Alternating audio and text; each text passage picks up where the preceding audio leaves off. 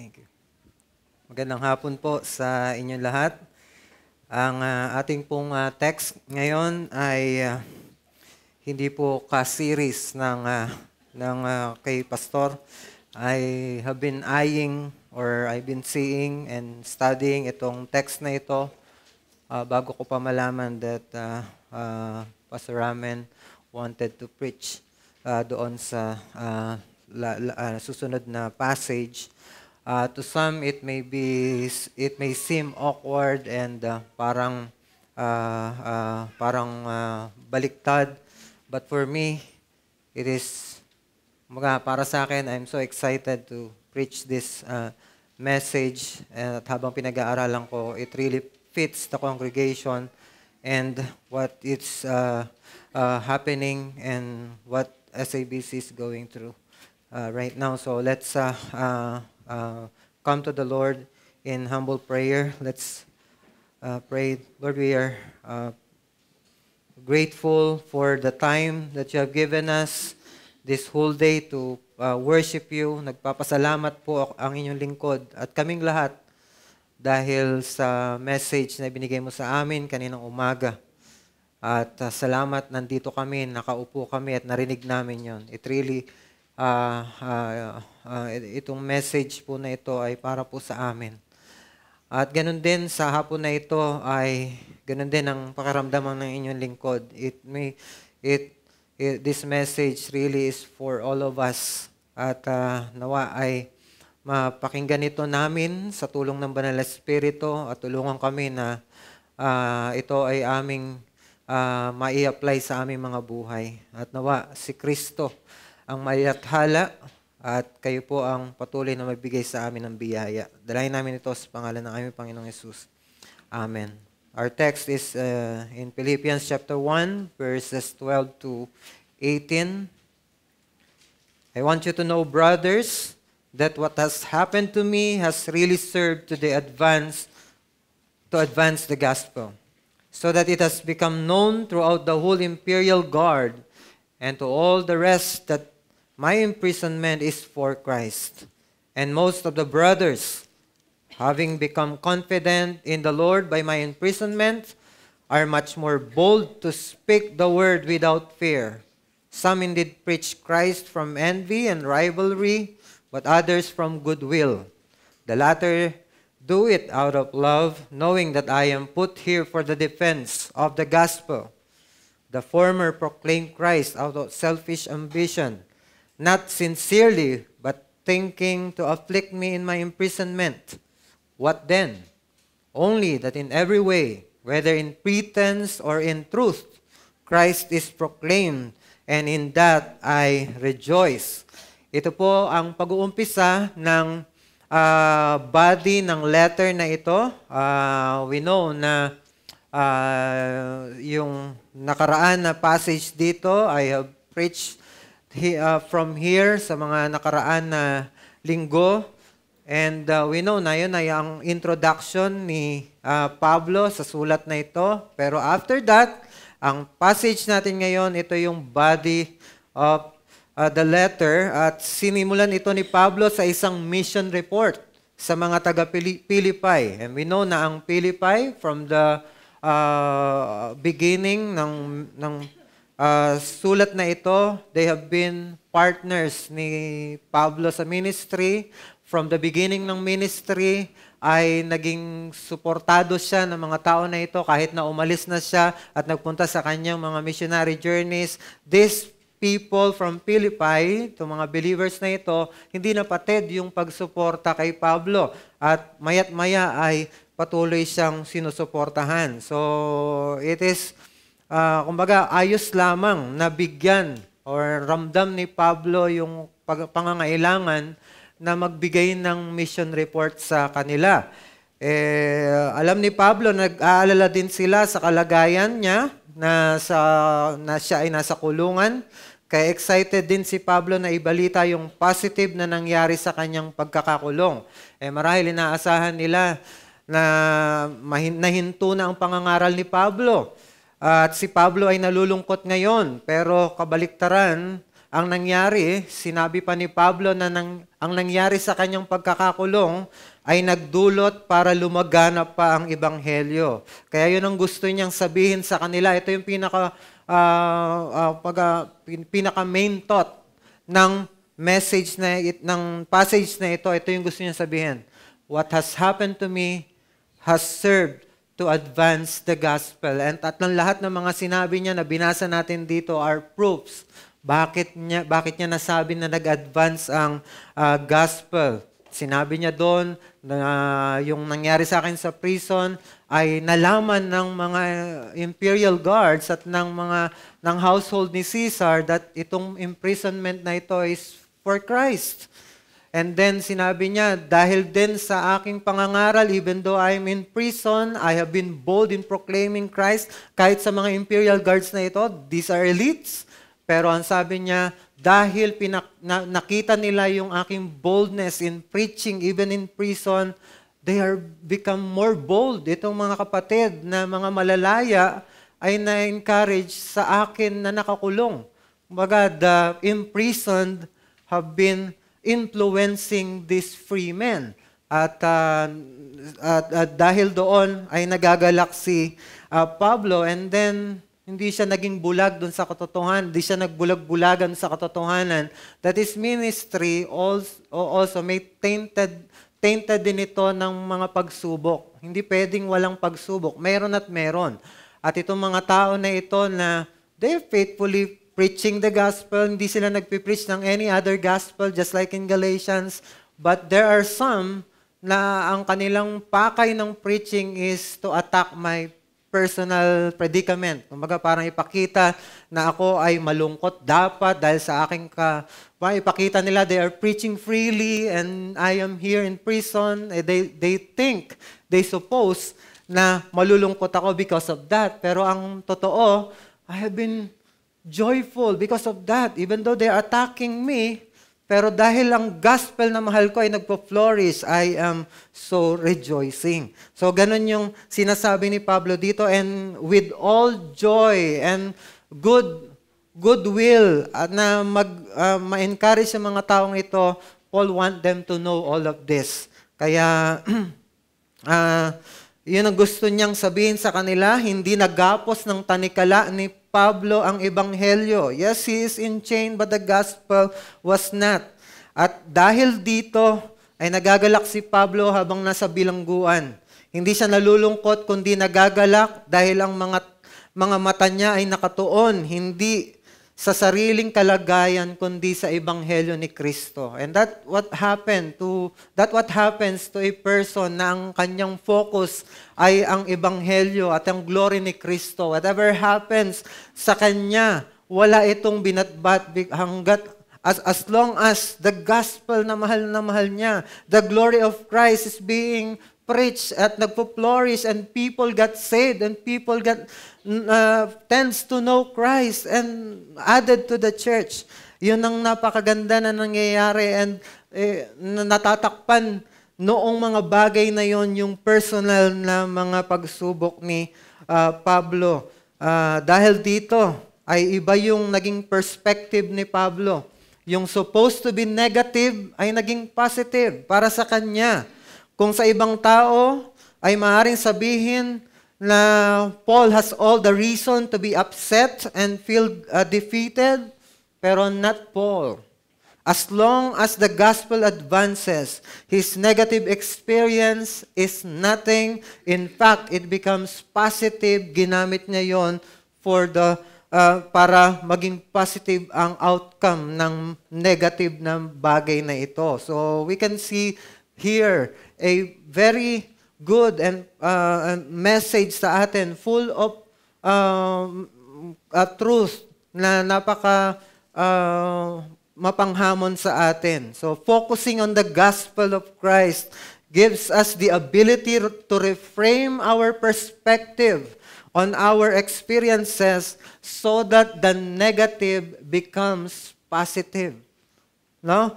Focusing on the gospel of Christ gives us the ability to reframe our perspective on our experiences so that the negative becomes positive. kapag yung ating mga mata ay nakatuon sa Ebanghelyo ni Kristo, ay nagbibigay ito sa atin ng kakayanan na baguhin ang ating pananaw sa ating mga nararanasan upang sa gayon, kung ito man ay negatibo, ay nagiging positibo sa ating mga paningin. Totoo ang mga nararanasin nating problema at hindi natin ito dapat iwasan. Problema talaga yan. At nananatiling negatibo yan kung nakatingin tayo sa ating mga sarili. Kumbaga, ang focus natin is sa ating mga sarili. Papaano na ako? Ano na yung gagawin ko? Kawawa naman ako. Nagiging negatibo na patuloy yung mga bagay na ito. Walang pagbabago. Negative lahat yan kung ang focus natin ay ang ating mga sarili. Pero kung tulad ni Pablo ay nakatingin tayo sa mabuting balita ni Kristo na nagligtas sa atin, as long as umaabante ito, as long as may nangyayari sa iglesia, as long as may nadadagdag sa ating iglesia, as long as merong nahahamon ng ebanghelyo ni Kristo, habang nakikita mo ang iyong kapatid ay nabubuhay according to the gospel, hindi natin alintana ngayon yung bigat ng ating personal na problema. Kaya kahit nahihirapan tayo, pero nakakapaglingkod pa rin ng maraming, kahit na nahihirapan tayo, pero nakakapaglingkod pa rin tayo kay Kristo, and our brethren are doing the same, even though they are in these great trials, pero nakita mo week in, week out, nandito sila, they have been faithful in attending the church, and nakikilahok sa ating mga programa at binibigay yung kanilang mga sarili sa pagsamba sa Diyos at sa paglilingkod sa iglesia at pagmamahal sa bawat isa.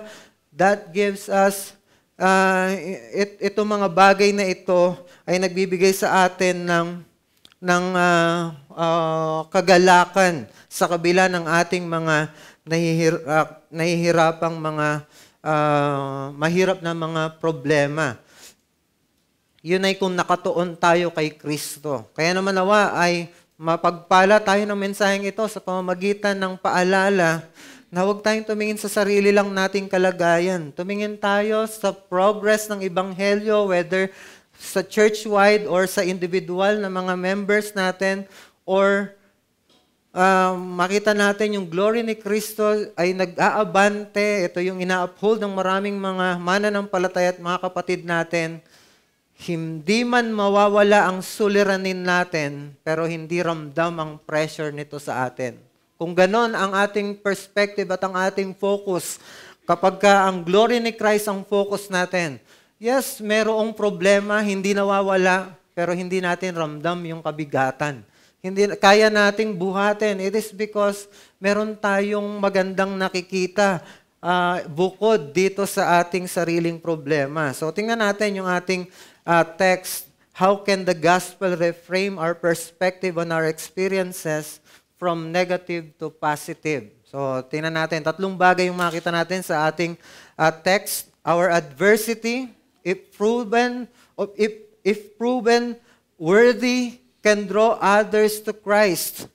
And then our bravery in the face of calamity can inspire allegiance to Christ. At pangatlo, our felicity or yung deep joy in the gospel ministry cannot be stolen by personal critics. So tingnan natin yung tatlo na ito. Una, our adversity, if proven worthy, can draw others to Christ. So, sinabi doon sa verse 13, so that it has become known throughout the whole imperial guard and to all the rest that my imprisonment is for Christ. So, pansinin natin, yung unang proof ni Pablo that the gospel has advanced is that it becomes clear that his imprisonment is for Christ. Kumbaga, hindi lang ito nakapag-evangelize siya, pero meron silang nalaman. Merong pinatunayan si Pablo, and in this, nagmamayabang, bakit nagmamalaki si Pablo? Hindi ako in chain because of Caesar, I am in chain because of Christ. Ang aking chain, ang aking paghihirap, ang aking imprisonment, ito ay brought about ng aking allegiance kay Kristo, and in that I rejoice. Kumbaga pinapakita niya, it is worthy. It is worthy to suffer for Christ. Hindi ako nahihiyan sabihin. Hindi ko sinasabi na kasi nahuli ako, ganito, ganon. Hindi ko na tinatago. Ako ay, ang aking imprisonment, ang chain, ang tanikala ko ngayon, it is because of my allegiance to Christ. It is not the power of Caesar, but the power of Christ binds me now. So para sa mga imperial guard, ang tanikala sa isang bilanggo ay patunay ng power ni Caesar. Pinapatunayan nito na si Caesar ang Panginoon, na siyang nagtatali sa bilanggo.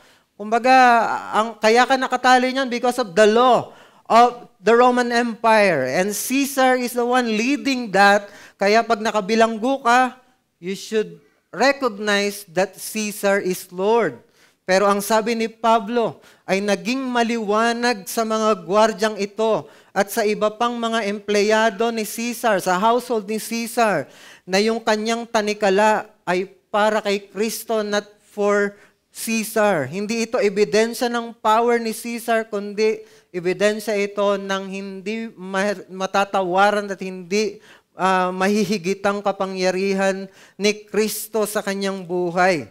Siya ay nakagapos ngayon dahil siya ay na kay Kristo. Ito ang resulta ng kanyang pangangaral na si Kristo ang Panginoon. You can imagine this, yung nangyari sa kanya.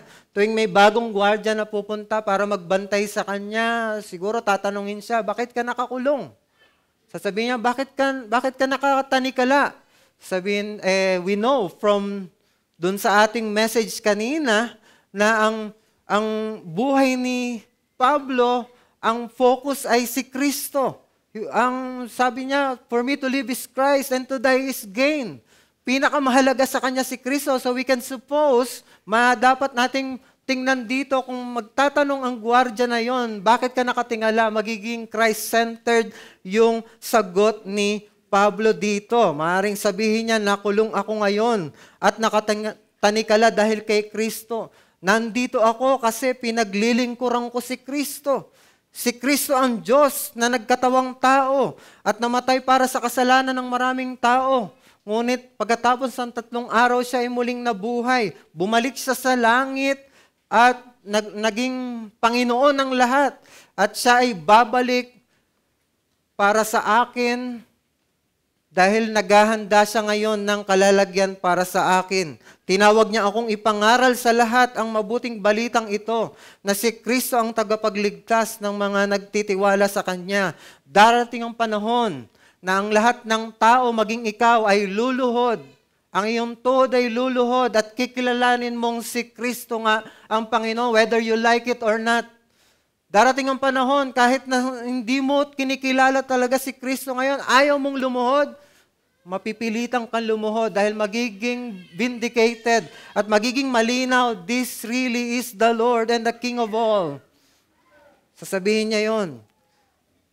Yung proclamation niya na si Kristo ang Panginoon at tagapagligtas ay tataliwas doon sa claim ni Caesar sa mga titles na ito, na Caesar is Lord, He is the Savior. Yun ang mga claim ng isang Caesar or Emperor ng Rome. Ang gwardyang ito na nagtanong ay mapapatunayang ang tanikala ni Pablo ay dahil kay Kristo. Dahil doon ay makikilala nila si Kristo bilang isang Panginoon na na nandyan lang sa tabi for my benefit. Tapos hindi okay lang na hindi ako gumawa ng anumang bagay para sa Kanya. Hindi. Papatunayan ngayon, dito sa gwardyang ito, si Kristo pala, He is someone na pwede at karapat dapat itaya ang buhay ng isang tao para sa Kanya because of what Christ has done for us. Dapat lang itaya ang buhay para kay Kristo at dapat ipagmalaki yun. Kung nahihirapan man tayo sa ating mga buhay ngayon, it is worthy because of Christ. So pinagmamalaki ni Pablo sa lahat ng nakatanikala, sa lahat na nakatanikala siya dahil sa pagsunod niya kay Kristo. There's nothing to be ashamed of it. In fact, it is worth it because of all that Christ has done for us. That is what his chain is telling him. And yun ang mensahe ng chain ni Pablo, it is not a shame. It is not something to be ashamed of. It is something to be boastful of. Because in here, I am partaking of the sufferings of Christ. Yan ang isang epekto ng buhay na sobrang na-appreciate ang Ebanghelyo.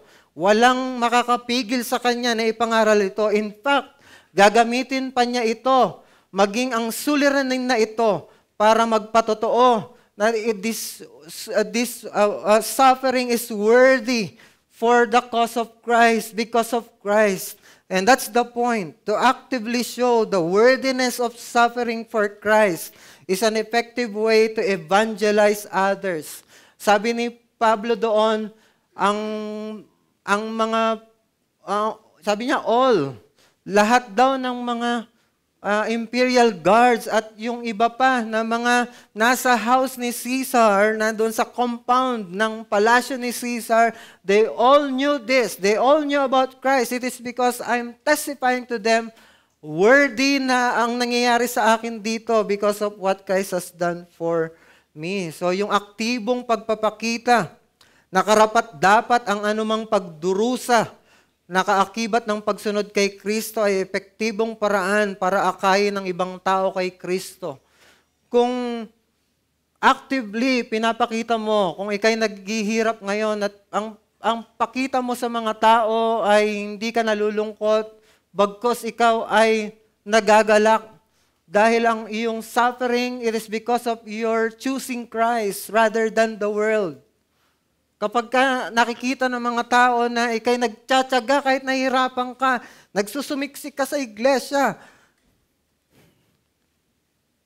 kahit na may mga pagsubok sa buhay at may mga temptations, kapag ka ganun ang pinapakita mo at active kang pinapakita yon, it may lead others, mga unbelievers, to Christ. Ito yung hindi mo dinedenay, yung iyong mga nararanasan.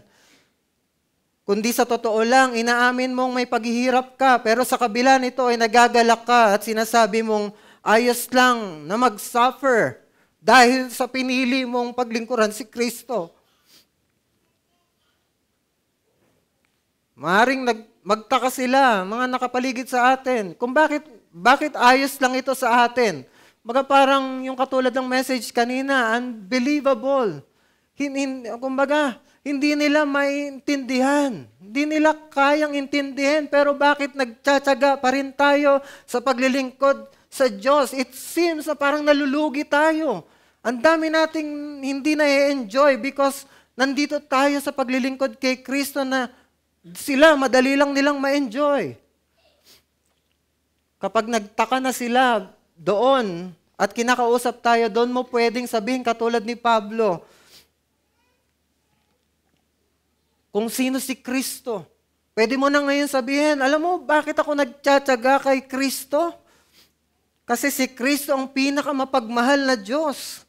Hindi niya kailangang iligtas ang tao at hindi niya kailangang iligtas ang isang katulad ko. Mananatili siyang Diyos kahit hindi siya magligtas. Ngunit pinili niyang magkatawang tao at magpakababa hanggang sa ibigay niya ang kanyang buhay para lang iligtas ang isang katulad kong makasalanan. Muli siyang nabuhay, bumalik sa langit, naghanda siya ngayon ng lugar sa langit para sa akin at balang araw, He will return. And kung saan siya nandoroon, dadalhin niya ako doon sa langit na bayan. Dahil doon, sa mga ginawa ni Kristo at mga pangako niyang gagawin pa sa akin, ay handa akong harapin ang lahat ng kapighatian, alang-alang kay Kristo. Dahil sa kabutihan ni Kristo ay hindi talo ang pagtaya ng buhay sa Kanya.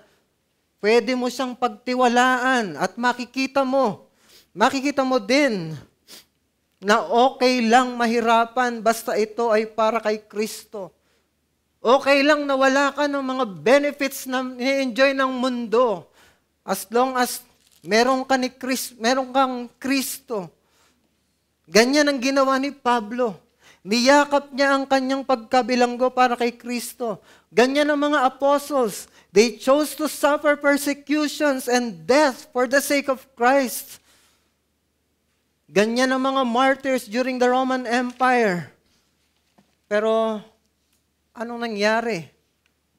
Nawala ba sa lahat? Nawala ba ang lahat ng kanilang mga pinagpaguran at mga pinagkamatayan? Nawala bang lahat yon? Napunta ba sa wala? No. Ang kanilang patotoo ay nagpapatunay pa rin ng worthiness ng pagsunod kay Kristo until death hanggang sa ngayon. Hanggang sa ngayon, yun pa rin ang tinitingnan natin. Pag meron tayong gustong tingnan na case illustration ng pagtaya ng buhay para sa Diyos, pumupunta pa rin tayo sa kanila because alive pa rin yung kanilang mga testimony. It is because hindi mo dapat i-despise yung mga ganong mga patotoo na sinasabi mo, it is worthy, itong nararanasan ko na ito, ayos lang. Para kay Kristo, it is brought about because of my faith in Christ. At pag active kang sinasabi yon, people somehow ay bibilib sila hindi sa'yo, kundi kay Kristo. They may say na parang sasabihin nila, gusto kong matikman, gusto kong maranasan yung nararanasan mo. At gusto kong maniwala kay Kristo. So as a challenge, go beyond the superficial understanding of Christ until you see that He is the Lord who is worthy to suffer for. Mas higitan mo yung mababaw na pagkaunawa kay Kristo hanggang sa makita mong siya ang Panginoon na kahit na magdusa sa pagpili sa Kanya, okay lang, walang problema. Ano ngayon? Yung mababaw na pagkaunawa sa value ni Kristo, ito ang dahilan kung bakit nagagawa nating ikompromiso ang ating pananampalataya. Dahil hindi matingkad si Kristo sa atin, doon tayo nasisilaw sa mga alluring pleasures at promises ng mundong ito.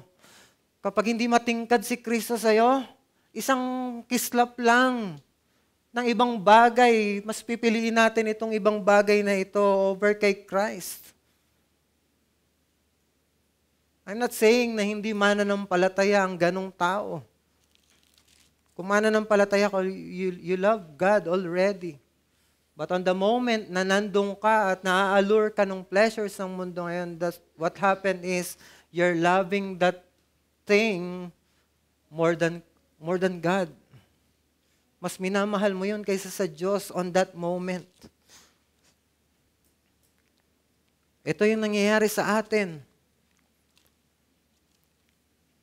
Ito yung nangyayari sa atin minsan. Maaring nung una nating mga experiences, nung una nating narinig ang Ebanghelyo at si Kristo, ramdam natin yung thrill at excitement na mga naririnig natin tungkol sa Kanya, ngunit hindi natin ito na-nurture over time. Huminto yung pagsasaliksik natin tungkol kay Kristo at kasamang huminto nun yung desire at excitement para sa Kanya. At ito ang dahilan kung bakit nayayamot tayo sa paglilingkod sa Diyos tuwing may pagsubok. Tuwing may temptation, napakadali nating piliin na mag-give in kaysa manatili kay Kristo. Because walang encouragement and grace para i-embrace yung pagsubok na kaakibat ng pagsunod kay Kristo. Kung tayo nakatuon patuloy lagi kay Kristo, ang pinaka nangyayari sa atin, nandun yung grace na kaakibat nun. Na kung si Kristo, laging siya yung darling ng iyong paningin. Siya yung nakafocus ka palagi sa Kanya. Ang grace is, mas makikita mo at mas pipiliin mo si Kristo kahit na matindi yung temptation na inaalok sa'yo.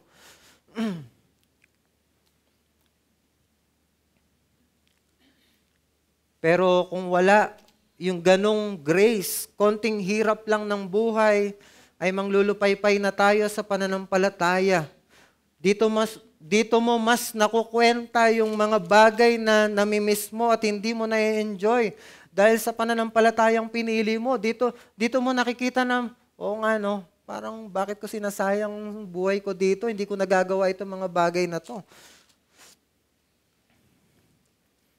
Dahil doon ay nakikita mo na hadlang ang pananampalataya mo sa mga bagay, sa mga pwedeng maranasan mo, na akala mo ay kailangan mo at magpapasaya sa iyo. Pero yun mo, ang Diyos ang nagiging hadlang, ang iglesia ngayon ang magiging hadlang, dahil nakikita mo yung gusto mong gawin ay parang appealing sa iyo. Hindi ba ganyan ang tukso ni Satan kay Eve? Pinakita niya na hadlang ang Diyos sa magandang potential na pwedeng maranasan ni Eve. Anong nangyari? Naniwala siya kay Satan at ang resulta, global na kapahamakan. Kaya kung meron man na natitempt sa atin dito na mas piliin ang ibang bagay o tao kaysa kay Kristo, maintindihan mo sanang bulong yan ni Satanas sa iyo at hindi yan makakabuti sa iyo gaya ng inaakala mo. May pain na naghihintay sa iyo dyan. Balikan mo si Kristo. Si Kristo na marami nang napatunayan para sa iyo. Napatunayan niyang mahal kanyang totoo at kaya kanyang iligtas hanggang sa ibigay niya yung kanyang buhay. At napatunayan din na tumutupad siya sa mga pangako niya, kaya anumang mga promises niya sa iyo ngayon, na gagawin niya sa future, huwag kang mayamot dahil mangyayari at mangyayari yan. Pinatunayan na niya ng Diyos na kaya niyang ibigay yung mga pangako na yan. Manatili ka lang sa Kanya. Someday, we will reign with Him. Kaya sino mang mananatili sa Kanya ay hindi mapapahiya, kundi mabibindicate balang araw. At sasabihin mo, buti na lang, mas pinili ko si Kristo at tinalikuran ko ito. Muntik na akong makuha. Muntik na akong mawala, pero buti na lang, niyakap ko si Kristo. Buti na lang, bumalik ako. Yun ang magiging saloobin mo.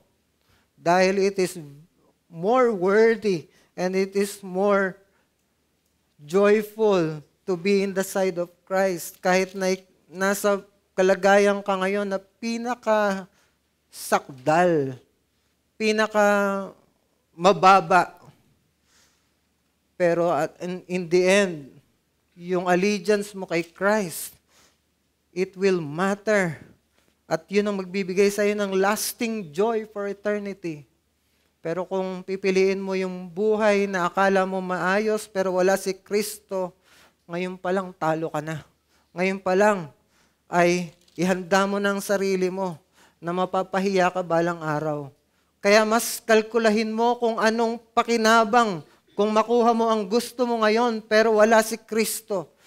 Alam niyo, worthy na piliin si Kristo kahit wala ka ng mga bagay o tao na inaasam mo ngayon. Hindi ka talo or kulang kung wala sila, pero nandyan si Kristo. Mas magniningning ang ebanghelyo kung yayakapin mo ngayon ang buhay na na kay Kristo. Gaano man ito ka-challenging, mas malulugod ang Diyos at maluluwalhati mo siya kung tatalikuran mo ang mga bagay o tao na yan at haharapin mong muli si Kristo. You are born to glorify God and enjoy Him forever. Kaya hindi totoo na mas may enjoy mo sila nang wala ang Diyos. Ganyan si Kristo, di ba? Siya ang nakatanggap ng pinakamatinding temptation ni Satan nung siya ay nagpakababa. Ibinuhos lahat ni Satan ng temptation. Mula dun sa temptation niya, mula sa umpisa pa lamang, kahit sa wilderness, dun sa temptation, binuhos na lahat ni Satan ang temptation sa kanya. Hanggang siya ay nakabayubay sa krus ng Kalbaryo, mamamatay na siya, nandun pa rin ang temptation ni Satan. Ang tindi ng temptation sa kanya, gamit yung mga tao na mga mahal niya at kumbaga, bayan niya yun eh. Pero ang sinisigaw ng kanyang bayan, Hail, King of the Jews. Tinutuya siya. Kung matempt si Kristo na patunayang siya nga ang hari ng mga Hudyo, patay sila lahat. Tapos sinisigaw pa ng iba, He saved others, yet He cannot save Himself. At yung thief on the cross, one of them, If you are the Son of God, sabi niya, save yourself and also us. Kumbaga, walang faith. Puro mockery yung mga narinig niya. And that is very tempting kung sino mang nasa power. At pinipigilan yung power na yon, pero makarinig ng ganong mga panunuya, it is very tempting to really show sino ka ba. Pakilala mo kung sino ka, pero hindi ganon si Kristo. Ni isa doon ay hindi niya pinakinggan dahil inisip ka niya. Dahil mahal ka niya at gusto ka niyang maligtas. Pero maaaring eto ka ngayon at mas pipiliin mo ang temptation ni Satan kaysa kay Kristo. Christ has done all of this na pinigilan niya na mag-retaliate just because gusto niyang i-finish. Gusto niyang tapusin yung gusto niyang gawin para maligtas ka. Tapos ngayon, pipiliin mo yung ibang tao kaysa kay Kristo. That's unbelievable. Kaya nawa, maging katulad tayo ni Fanny Crosby na mas pipiliin niya na maging bulag na lang for life. Kasi sabi niya, if I had a choice, I would still choose to remain blind. For when I die, the first face I will ever see will be the face of my blessed Savior. Ang gusto niya makita yung nagligtas sa kanya. Ang gusto niya ay si Kristo. Ayoko na makita ang ibang bagay. I don't want to enjoy many things. Ngayon, kung maglalayo lang iyon sa akin sa pag-enjoy ng aking Savior. Kaya may you see the true value of Christ. And choose Him. Choose Him above that anyone, anything na pinapamukha ni Satan sa iyo. And number 2, our bravery in the face of calamity can inspire allegiance to Christ. Dun sa verse 14, Paul said, and most of the brothers, having become confident in the Lord by my imprisonment, are much more bold to speak the word without fear. So ito yung pangalawa niyang reason bakit nagagalak siya na ang gospel nag-advance. It is because yung valuable effect of his resilience on fellow believers. Because he has become resilient, yung faith niya at yung ministry niya, pinakita niyang hindi ito pwedeng igapos. Magmi-ministry ako para kay Kristo. Kahit nandito ako sa kulungan, wala makakapigil sa akin. And that resilience, nagkaroon ng valuable effects sa mga fellow believers na nandoon. Dahil daw sa pagkabilanggo ni Pablo, ay marami ang mas naging matapang na ipangaral ang salita. Yung most of the brothers, ito ang ibig sabihin, more than many. So majority of the brothers, including sisters na rin ito, ay naimpluwensyahan ng ginawa ni Pablo sa kulungan. Alam mo yun, yung binanggit ni Pablo na nag-impluwensya sa kanila ay yung imprisonment. Sabi niya yung imprisonment or yung chains si Pablo. Pero ang totoong source ng inspiration nila ay yung fearless na pag-witness ni Pablo sa gospel as implied doon sa unang point natin. Nung marinig nila na ginamit ni Pablo yung tanikalan niya bilang pagkakataon para ipangaral yung pananampalataya niya kay Kristo, kahit sa mga imperial guards, nagtulak ito sa kanila na mas maging matapang na ipangaral si Kristo kahit na sila'y tinatakot at pinipilit na itikom yung kanilang mga bibig. Alam ni Pablo, ang ultimate na nagbigay ng courage sa kanila ay ang Panginoon. Kaya nga sinabi niya, they have been more courageous, having become confident in the Lord. So, ang Panginoon talaga ay nagbigay ng courage sa kanila, pero alam niya, itong pagbibigay ng courage sa kanila, ang ginamit ng Diyos is yung kanyang testimony, paano niya ginawa yung kanyang ministry. Alam niyo, ibig sabihin ng confident dito? To be so convinced that one puts confidence in something. Kumbaga, believe na believe. Kumbensidong-kumbensido sila. At dahil doon, sumandal talaga sila doon sa nakita nila. So sobrang kumbinsido talaga sila sa impact ng ministry ni Pablo sa kulungan. na katulad ni Pablo, ay kumuha sila ng lakas ng loob sa Panginoon. Siguro inisip nila, kung ang Diyos kayang bigyan ng lakas ng loob itong si Pablo na nasa kulungan, how much more tayong malalaya? How much more tayo? Ba't tayo matatakot makulong din katulad ni Pablo? Kahit na pala nasa kulungan, pwede tayong maglingkod. Ganon yung ginawa nila, naging mas matapang sila. So the point is this, the exemplary service we do for God during trials can be used by God to encourage other brethren to serve God more.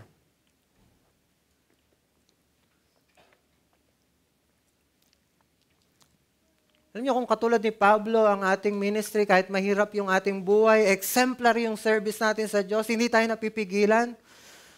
Mas ma-encourage yung ibang mga mananampalataya na magpursige din sa kanilang pananampalataya paglilingkod sa Diyos. Nakita nila na hindi basta-basta yung pinakita ni Pablo na evangelize sa mga imperial guards. Alam niya, hindi po basta-basta yung ginawa ni Pablo dito. Bakit? Kasi yung mga imperial guards na ito, sila yung mga pinaka-elite group ng mga Roman soldiers. Kasi sila yung nagsiserve ng mga special bodyguard ni Caesar. Minsan nga, kinokontrol nila even Caesars. Even Caesar himself ay kinokontrol nila. Sa katunayan, nagagawa nilang patalsikin ang nakaumpong emperador, yung Caesar, at paupuin ng iba. Sila nga yung nag-assassinate kay Caligula at pinaupo si Claudius, tapos si Nero, sila yung nag-guide ng papunta ng trono niya. Kumbaga, nakaupo si Nero because of yung tulong ng mga imperial guards na ito. Pero hindi na-intimidate si Pablo sa kanila. Kasi ang pinaglilingkuran niya ay ang mas mataas na pinuno ng lahat. Na mas mataas si Kristo kaysa sa mga imperial guard na ito. Kaya nagawa niyang ipangaral si Kristo sa kanila kahit bawal na bawal yun. Imperial guard, sila yung bodyguard ni Caesar, so ang allegiance sila kay Caesar. So sila yung numero uno nagsasabi, Caesar is Lord, but Paul is saying no. Jesus is Lord. At napaka-bold ni Pablong sabihin yon sa harap ng mga elite na mga bodyguard ni Caesar. At nung makita ito ng kapatiran, nakakuha sila ng lakas ng loob na ipangaral si Kristo. That way ay nag-advance talaga ang gospel. Ganon talaga ang mangyayari. Marami ang mai-impluwensya ng ating mainam na paglilingkod sa Diyos. Di ba ganoon naman, kapag may isang kapatid na lumalago sa pananampalataya at exemplary yung nagiging pamumuhay niya para sa Diyos, marami ang nabibless. At minsan marami ang papalibot sa taong ito at nakikinig sa kanya. Ayaw man niya, pero pinupuntahan siya ng mga tao. Nagkakaroon ng influence itong tao na ito. Tapos, pinapakinggan siya ng marami. Di ba, nag-spark ang Reformation dahil sa courage na pinakita ni Martin Luther? At after that, na meron ng pamilya si Martin Luther, marami pa rin ang bumibisita sa kanya. Students are coming from all over the world. At nahirapan na si Katie. Gusto niya, kailangan niyang pakainin, i-house itong mga tao na ito, gustong maging estudyante ni Luther. It is because of the courage at yung theology, matapang na theology, resilient at truth na hindi mapipigilan na justification by faith. Because of that, bravery at yung pag-advance ng doctrine, marami ang sumunod at na-inspire na yakapin ng Protestantism dahil sa pinakita niyang tapang. So, bilang hamon sa atin, habang na exemplary life of allegiance to God so that others may be led to do the same. Sana tayo yung pagtiningnan ng mga kapatid ay mas na-challenge or mas na-encourage silang mabuhay para sa Diyos. Mas na-encourage sana silang lumago pa sa Diyos at maglingkod pang lalo sa Kanya. Pwede kasi na tayo pa yung magiging dahilan para manatiling mababaw ang kanilang paglilingkod kasi nakikita niya, napaka-babaw, complacent din tayo sa ating buhay pananampalataya. Kumbaga parang sasabihin niya, kung hahanap siya ng tao, natitingnan niya kasi ang tingin niya sa sarili niya, medyo mahina ang pananampalataya ko. At ikaw ang makikita niya, or ako ang makikita ng tao na yon, baka mas ma-encourage pa siyang okay lang na hindi ka magtapat. hindi magtapat itong tao na ito dahil si brother nga si Deacon John nga ganun nga. Deacon na siya pero ganun yung kanyang buhay. Okay lang pala yun. Sana hindi ganun. Sana hindi tayo yung pagmumulan at magiging dahilan para hindi mahamon itong mga tao na ito. Sana ay tungo sa paglago ang maging influence natin sa ating mga kapatid. So may we serve Christ more so that others will serve Him more. Wag na, katulad kanina, wag lang pagpapainit lang ng upuan ng silyang ito, kundi active na paglilingkod sa Diyos. Pagbibigay talaga ng buhay sa Diyos na nakikita ng lahat ng mga tao, kapitbahay, kapamilya, kaibigan, kaklase, mga katrabaho, nakikita nila si Kristo ang iyong pinaglilingkuran. Kaya may warning dito. If we are exerting some sort of leadership in the church right now, make sure that our influence is towards more love to Christ and more service to the church. Sana hindi ito papunta sa distaste ng iba kay Kristo o kaya sa iglesia. Warning yon sa katulad ko na somehow are being influenced dahil sa binigay ng Diyos na office o kaya nitong pagiging preacher. Sana malid ng inyong lingkod ang tao na yon. Kung hindi man lahat, ang tao na yon patungo sa pagmamahal kay Kristo at pagtsatsaga para sa Kanya at pagmamahal sa iglesia, hindi distaste sa iglesia. Alam niyo, may challenge pang isa dito. Naway maging intentional tayong maging influence sa lahat ng kapatid at sa lahat ng panahon. Hindi lang paminsan-minsang kang intentional na pinakikita mo na ikaw ay merong ganitong paglilingkod sa Diyos. Minsan masipag kang maglingkod, minsan hindi. Hindi. Sana patuloy, hindi humihinto na paglilingkod sa Diyos at sa lahat ng panahon. Bakit? Kasi hindi natin alam, baka mayroong nag-i-struggle na pala sa pananampalataya dito at nasa brink o nasa edge na ng pagtalikod kay Kristo. Hindi natin alam, pero maaring yung tao na tingin mo, hindi pagpapalit si Kristo sa anumang bagay. Hindi ka mag-aalala sa Kanya kasi nakikita mo siya palagi, nagmi-ministry, pero siya pala ang pinuputakti ng matinding temptation ni Satan. Hindi mo mahahalata agad yung bagay na yon, kaya hindi mo pwedeng tanungin isa-isa lahat at kumbaga maging intentional ka dito sa isa-isa. Kaya ang magandang gawin ay palaging ipakita yung mainit na pagmamahal at paglilingkod kay Kristo. Lagi. Hindi ka man laging kasama ng mga taong ito, pero you're doing your job well. You're doing your ministry well. Hindi ka humihinto, ano man ang dumating sa'yo.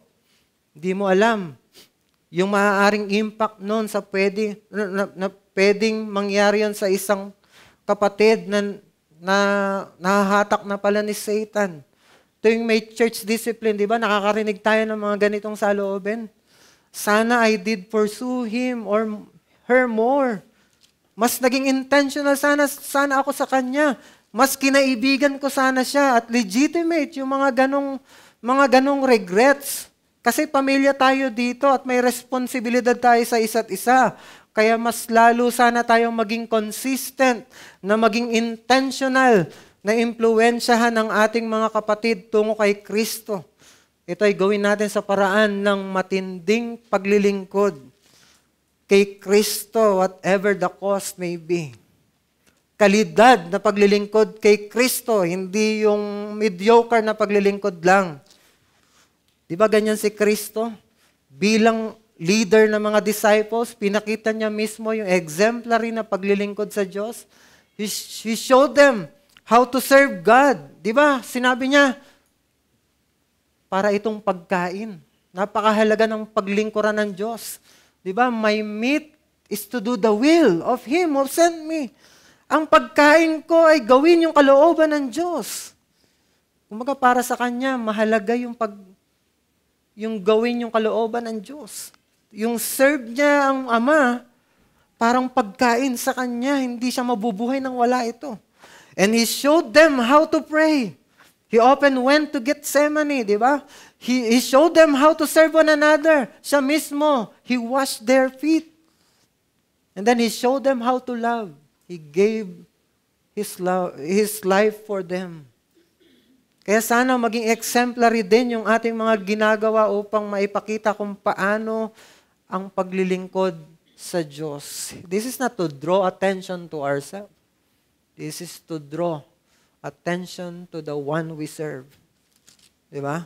Noong 1555, may mga English reformers na nasentensyahang masunog dahil sa kanilang pananampalataya.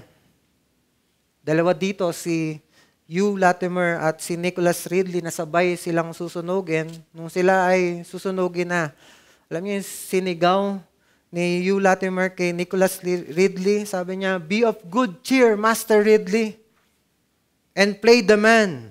We shall this day light such a candle by God's grace in England as I trust shall never be put out." Sabi niya, huwag kang mag-alala. Alam ko itong mangyayari sa atin, it would spark an influence na hindi na mapapatay kailanman. At yung kanilang testimony, pinapakinabangan ng mga mananampalataya hanggang ngayon. So do not despise the impact of your sacrifice for the Lord. You sacrifice for God, someone will be following you.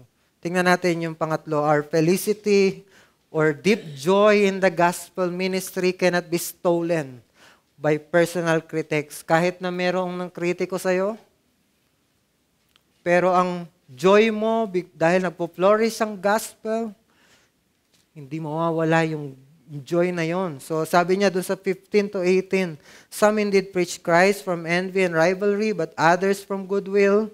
The latter do it out of love, knowing that I am put here for the defense of the gospel. The former proclaim Christ out of selfish ambition, not sincerely, but thinking to afflict me in my imprisonment. What then? Only that in every way, whether in pretense or in truth, Christ is proclaimed, and in that I rejoice." So Paul accepted the fact that within those positive outcomes are cases of personal oppositions. May personal oppositions. Yes, madami ang mas naging bold, na ipangaral ang salita ng Diyos, pero meron pala na magkaiba ang attitude kay Pablo.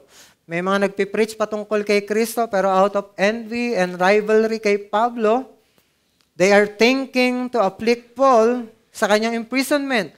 May iba naman na nagpipreach out of their love for Paul. So, ang tanong natin dito, sino ba itong mga tao na ito? So, pansinin natin that both are brothers and sisters. They both preach Christ. Sinasabi doon, hindi sila kinokondemn ni Pablo for preaching Christ. So, hindi sila nagpapanggap na Kristiyano katulad sa Corinthian church. Hindi rin sila ang nagdagdag hindi sila nagdadagdag ng message just like in sa Galatia, pero pareho silang nagpipreach faithfully ng resurrection ni Kristo. So, hindi doctrine ang nagde-divide sa mga taong ito, kundi yung kanilang attitude kay Pablo. Gusto ng mga ito na masaktan si Pablo. Marahil gusto nila, nainggit sila kay Pablo sa ministry niya. Gusto nila na ipakita na, "Pablo, nandiyan ka sa kulungan, buti nga sa'yo, kami ay malaya, we are free, preaching the gospel, and we will do it. Kawawa ka naman," parang panunuya sa kanya.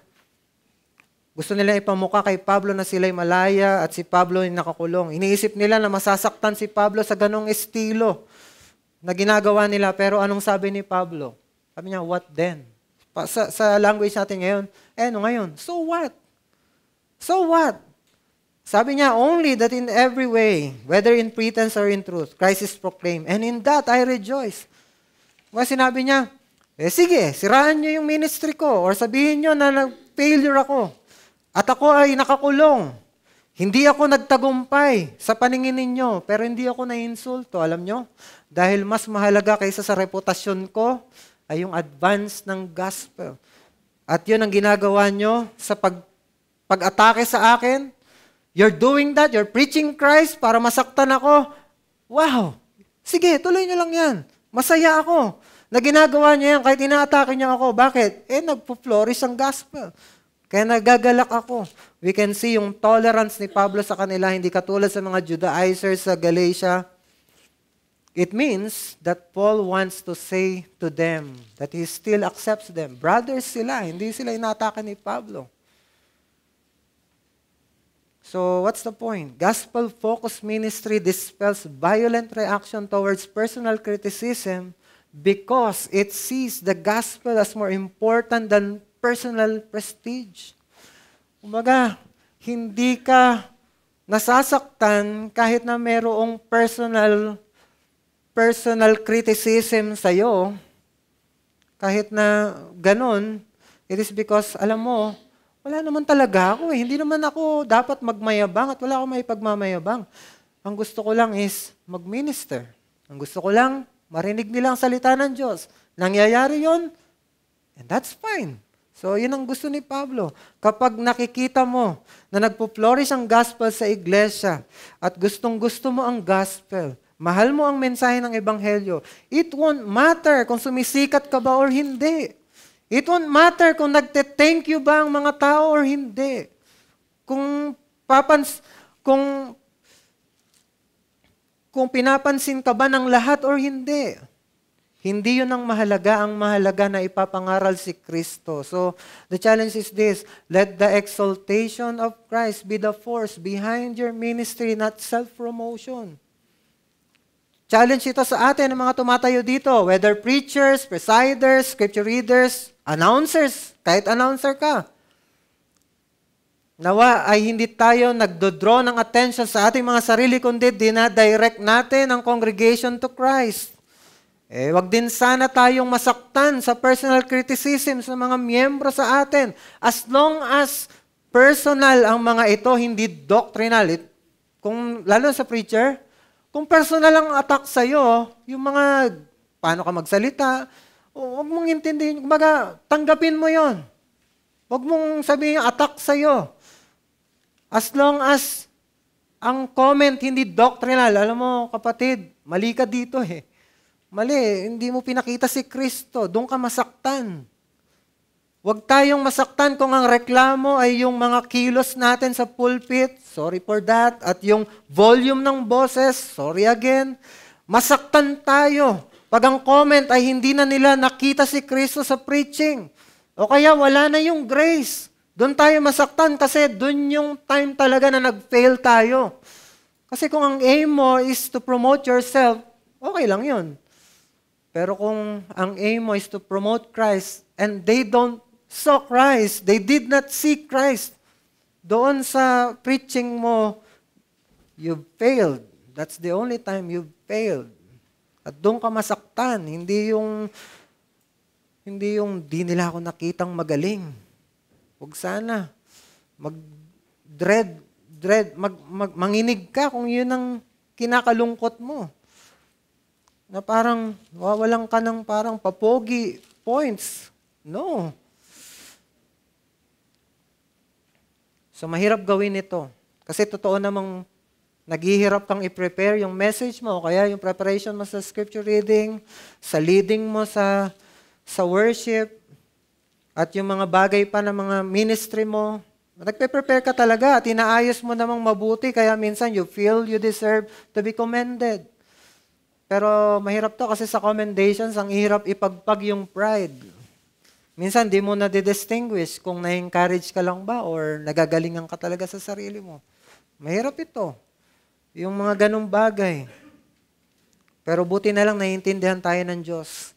At katulad ng mga brothers na ito, ginagamit pa rin ng Diyos ang ating ministry to advance yung gospel kahit may touch ito ng self-promotion. Diba? Praise God! Kahit impure, minsan yung ating motive still ginagamit ng Diyos yung message natin para to influence and to grow His church. Para sa growth ng church. Di ba? Ang laking biyaya nun. Hindi ang Diyos kapag nakakaamoy siya ng medyo kayabangan sa atin. Oops, huwag ka na mag-preach. Oops, huwag ka na mag-ministry. Hindi. Inahayaan niya tayo minsan mag-fail Pero magpapatuloy ang gawain, pero habang nagpapatuloy ka din, natututo ka ng mga biyaya, ng mga graces. Lumalago ka sa graces. Di ba? Ang ganda noon. Ng Diyos, inaalalayan tayo at inaalala tayo na minsan ganun talaga tayo.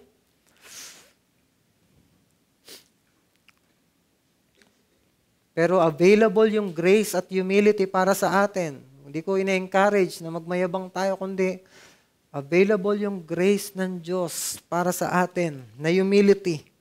Lagi lang nating hilingin ito at maging genuine yung ating mga paglilingkod. Ganon din sa ating lahat na nandito. Sabihin mo, wala kang visible na ministry sa iglesia. You're doing something for Christ. Kahit na simpleng member ka lang, by your way of life, nabubuhay tayong lahat to promote si Kristo sa ating buhay, sa community, sa trabaho, sa eskwelahan at sa iglesia. Hindi tayo nabubuhay para ipakita na magaling tayong tao by way of our success, by way of how we rear our children. Hindi natin pinapakita na tayo ang dahilan bakit tayo may mga ganitong mga privileges, yung trabaho natin ay maayos, malaki ang kita natin, hindi tayo nagmamayabang sa bagay na yon. Ang pinagmamayabang natin is, I'm doing it for Christ, and Christ is bestowing His grace upon me. Pinagkakatiwala itong mga bagay na ito, and I praise God for that, and I want people to see that. Nawa ay hilingin natin palagi yung humility sa Diyos at yung desire to glorify God in whatever we do. So as a conclusion, effects of trials and oppositions fade away when Christ becomes our all in all. Let's pray. Lord, we are coming to you humbled. Somehow, maybe tinamaan kami sa message na ito, but we know the purpose of your word is to desire Christ more and to live for Christ more. At nawa, yun ang nangyari sa amin. Hindi kami lumayo sa appreciation ng paglilingkod kay Kristo, kundi mas lalo kaming na-draw na paglingkuran siya. Sana nakita namin, it is worthy to suffer and to serve Christ even when it is difficult. Kaya Lord, tulungan mo ng aming iglesia. Nawa ay gawin mo kaming intact. At nawa ang mga nakarinig ng boses na ito ay mapagpala. Ganon din yung mga makikinig sa recording nito. It may be na makarating ang mensaheng ito ni Kristo sa kinauukulan. Whatever, sa anumang paraan na maaaring makarating ito sa Kanya. Nawa, makarating ito.